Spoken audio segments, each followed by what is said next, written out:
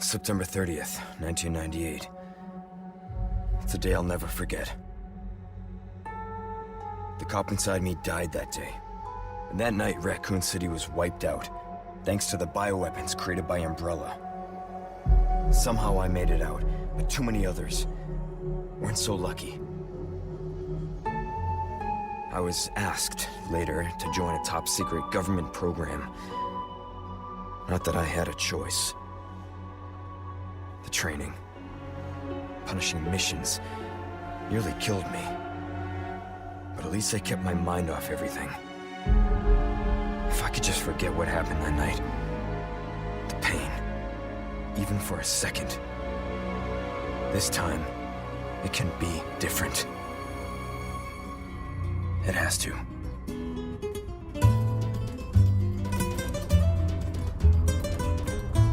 So, after waiting for what felt like forever, Resident Evil Requiem finally released this past Friday.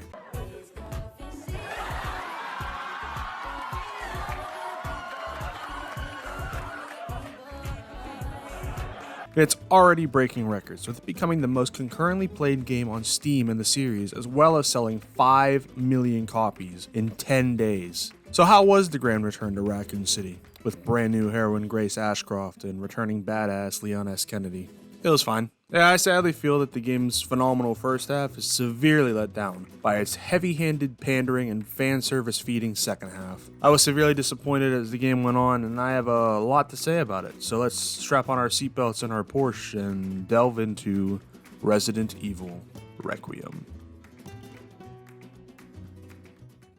So let's start with the positives, the things I like about the game. Gameplay is very smooth, responsive, and I feel like both characters have enough differences with how they play, and it makes them feel different from one another. Grace, for example, plays similarly to games like RE7 and the Resident Evil 2 remake. It's an emphasis on survival horror. Exploring the care center kind of felt like the good old days of exploring the Spencer Mansion, and every room and crevice of that place is filled with so much detail and character, and they all feel so different from another. It also helps that Grace is very ill-equipped with everything. She only gets 2 handguns throughout the entire game, as well as a couple tools that are very useful, especially the blood collector. She can collect infected blood with it. She makes a variety of items from that, including ammo, steroids, sterilizers, and a device that can explode corpses and preventing them from coming back. And this is very useful because these new zombies are very different. They're very unique in that they remember characteristics of their life before they died. So like cleaners will still be cleaning, singers are singing, the chef will be cooking. It's all really unique stuff. And they bring back something from the Resident Evil 1 remake. If you don't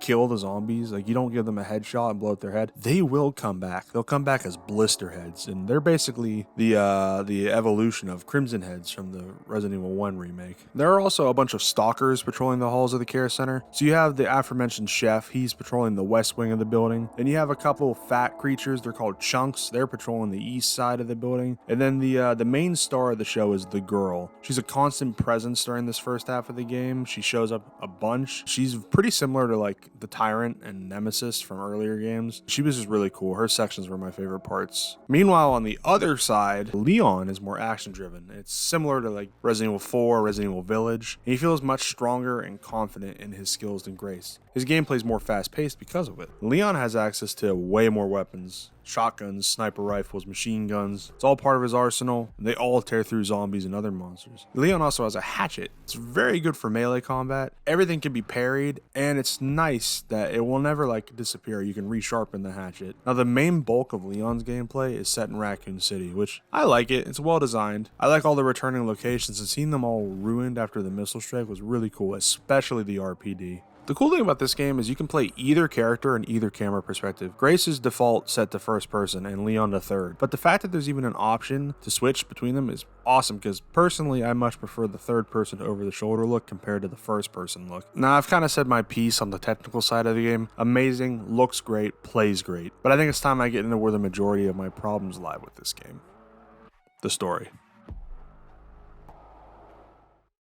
Requiem begins 28 years after the destruction of Raccoon City and about 5 years after the events of Resident Evil Village, and it follows Grace Ashcroft as she is assigned to investigate the mysterious deaths of Raccoon City survivors, with the latest victim being found in the same hotel where her mother, Alyssa Ashcroft, was murdered 8 years earlier. When she gets there, she meets Victor Gideon, a man who has connections with Umbrella and has been stalking Grace for an unspecified amount of time. While this is happening, Leon S. Kennedy is investigating the same bodies, as he has the same disease that's killing them, and eventually, he also tracks down Gideon to where the first half of this game takes place, the Rhodes Hill Chronic Care Center. Gideon's hospital is host to a variety of horrors after he purposely starts an outbreak to keep Leon and Grace from escaping. While finding a way to escape, Grace meets a young blind girl in a cell named Emily. After solving all the puzzles in the hospital in typical Resident Evil fashion and evading the girl in the basement, she escapes the hospital with Emily, but crashes a helicopter all in the span of about 2 hours. After Leon saves us, we have a final confrontation with the girl and sadly had to put down Emily before going our separate ways with Leon and re-encountering Victor. Now up to this point in the story, I'm really invested. I liked everything that was going on. I liked the mystery they're setting up. Sadly, this all takes a turn and the whole story, it gets ruined in one cutscene.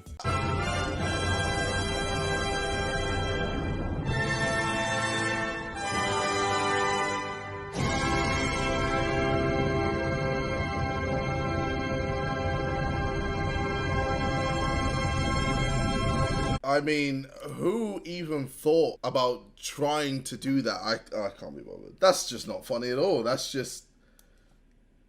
I don't know what that is. So yeah, this is where the second half of the game starts and shit really slows down as Leon enters Raccoon City. After a pretty cool introduction with a boss fight against Giant Spider, it kind of becomes the worst part of the game where we have to go on a tedious fetch quest to search for 3 parts of a detonator to get further into the city. I just found this section to be really boring. It went on for far too long and really doesn't add much, and we could have just immediately skipped to the city center after the spider boss fight. We still explore more of Raccoon City here than we do in all of Resident Evil 3 Remake. After tearing down the wall, we partake in the most RE6 action sequence since RE6 before we get to Fan Service Central as we return to the RPD. And I cannot lie, I did like this cutscene.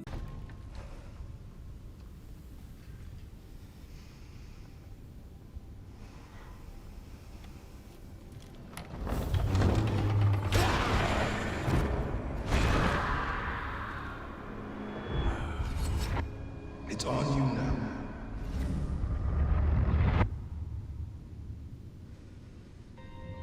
What? What? This is a moment in history! Take a picture! But it's followed by Capcom basically just jangling the keys for the rest of the game by constantly reminding us of things we have done in the past. Sorry, but I don't have time to spare.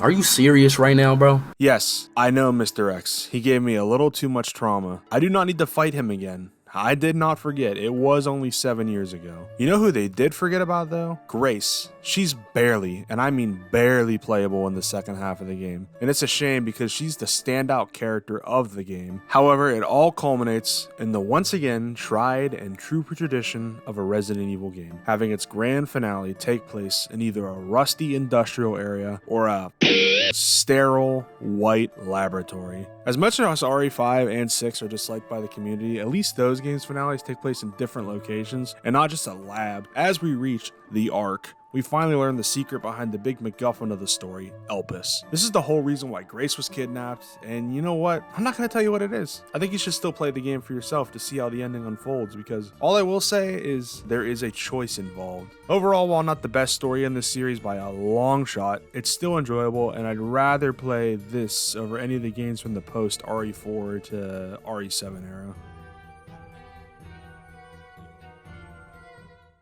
So when you put it all together, as the package it is, was Requiem still a good game? Yeah, It was. While my problems with the story are a heavy weigh down on this game, I still thoroughly enjoyed my time returning to the world of survival horror, even if it was short-lived. However, the action-heavy second half was also a fun time if you don't mind heavy fan service. Then again, it is the 30th anniversary celebration, so it does kind of make sense. Overall, I think this is a right in the middle of the road RE game. If you're looking for a good story, I would say look elsewhere in the series. But if you want a fun survival horror and action game with fun characters, great gameplay, and amazing atmosphere, I highly recommend Resident Evil Requiem. Now, I'm gonna go play it again 700 times until about, 5 years from now when Resident Evil 10 comes out on the PlayStation 6, or Project Helix, or whatever the hell comes out by then. Or I can just play RE2 again. I'll probably do that instead.